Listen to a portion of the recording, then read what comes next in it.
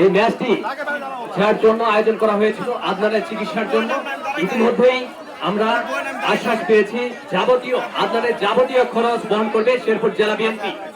এই ঘোষণাটি তারা দিয়েছেন। এই আজকের এই আয়োজন আমাদের সার্থক হয়েছে, কারণ আমরা চেয়েছিলাম আদনান একটু সুস্থ হোক, আদনান সুচিকিৎসা পাক, তাই তার ব্যবস্থা করে দিচ্ছেন আমাদের শেরপুর জেলা বিএনপি।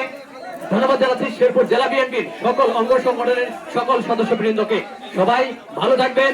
আজকের এই খেলাটি আপনারা উপভোগ করবেন।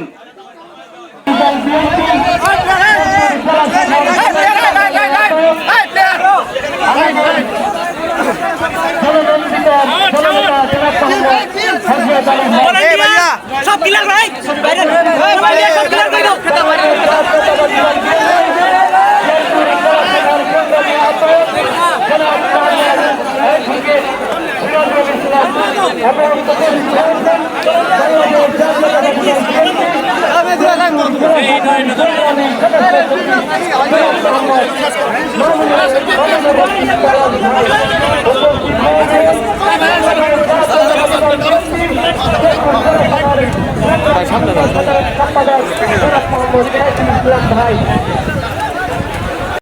দেখেন, ইনশাল্লাহ আমরা আপনাদের পাশে আছি, থাকবো।